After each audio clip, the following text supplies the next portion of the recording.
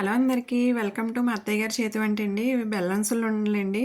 ఇవి ఎలా తయారు చేసుకోవాలో ఈజీగా చూసేద్దాం రండి. అదిగోండి చూసారు కదా, ఆ బౌల్తో నేను 2 బౌల్స్ తీసుకున్నానండి పిండి. సున్నుండల పిండి 2 బౌల్స్ తీసుకున్నానండి. బెల్లం అయితే అదే బౌల్తో 1 బౌల్ తీసుకొని ఆ బౌల్లోనే ఇంకో హాఫ్ వేసానండి. బెల్లం అయితే తీపి తక్కువగా కావాలనుకుంటే ఆ బౌల్ నిండా తీసుకుంటే సరిపోతుందండి.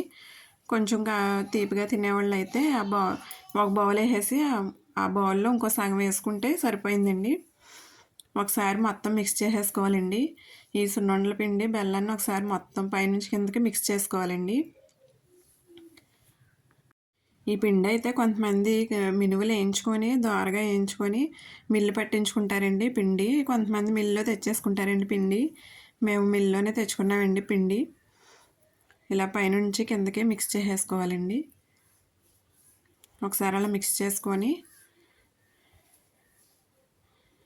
దాంట్లో కొంత హాఫ్ వరకు ఒక మిక్సీలో తీసుకొని మెత్తగా గ్రైండ్ చేసుకోవాలండి. ఇలా బాగా మిక్స్ చేసుకోవాలి.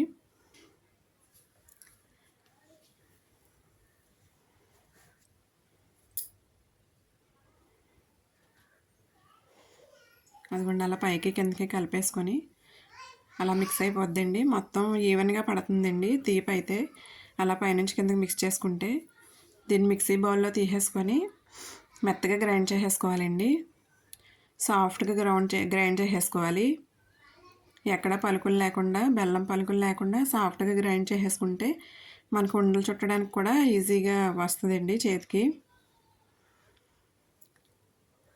అలా కొంచెం కొంచెం తీసుకొని మిక్సింగ్ బౌల్లోకి మిక్సీ పట్టేసుకోవాలండి. అదిగోండి ఇలా మెత్తగా సాఫ్ట్గా గ్రైండ్ చేసేసుకోవాలండి. ఇది ఒక బౌల్లో తీసేసుకోవాలి, వేరే బౌల్లో తీసుకోవాలండి.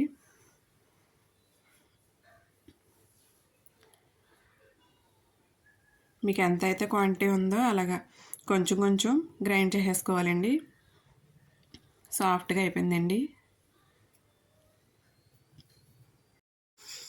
నేను 1 కప్ సరిపోలేదని బెల్లం ఇంకో హాఫ్ కప్ వేసుకొని గ్రైండ్ చేసుకున్నానండి. అలా అయితే నాకైతే కరెక్ట్గా సరిపోయింది. తీపి తక్కువ తినేవాళ్ళు అయితే ఒక బౌల్ నిండా వేసుకుంటే సరిపోతుందండి. మీరు దేంతో అయితే కొలత తీసుకుంటారో 2 కప్స్కి 1 కప్ బెల్లం అయితే సరిపోతుందండి. కప్పున్నర బెల్లం అయితే సరిపోతుంది. ఇలా మొత్తం ఇలా సాఫ్ట్గా గ్రైండ్ చేసుకున్న దాంట్లో నెయ్యి వేసుకోవాలండి. వేడి చేసుకోవాలి. వేడి చేసుకుంటే పిండికి బాగా పడుతుందండి.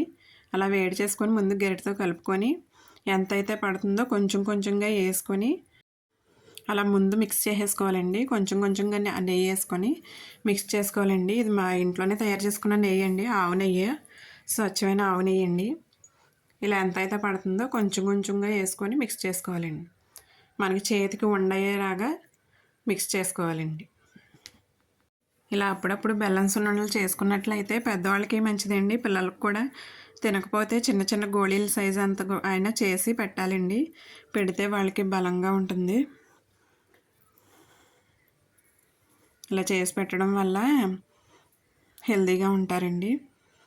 అప్పుడప్పుడు చేసుకుంటుంటే ఇలా హెల్తీ ఫుడ్ పిల్లలకు కూడా అలవాటు అవుద్దండి. అదిగోండి అలా కొంచెం కొంచెంగా నెయ్యి వేసుకుంటూ కలుపుకోవాలండి.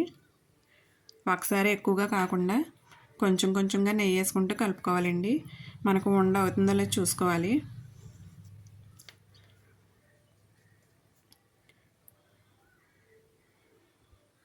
అదిగోండి ఒకసారి చేతితో మిక్స్ చేసుకుంటే మొత్తం ఈవెన్గా కలుస్తుందండి. ఇప్పుడు ఉండలు చుట్టేసుకోవడమేనండి. చేతికి సరిపడగా ముద్ద తీసుకొని ఇలా నొక్కుంటే సున్నుండలు అవుతాయండి.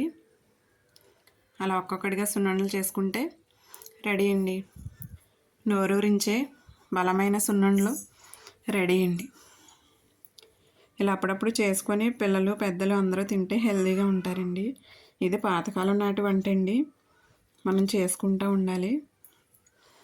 అప్పుడే మన పిల్లలకు కూడా అలవాటు అవుద్దండి, తింటూ ఉంటారు. మనల్ని చూసి పిల్లలు కూడా తింటూ ఉంటారండి.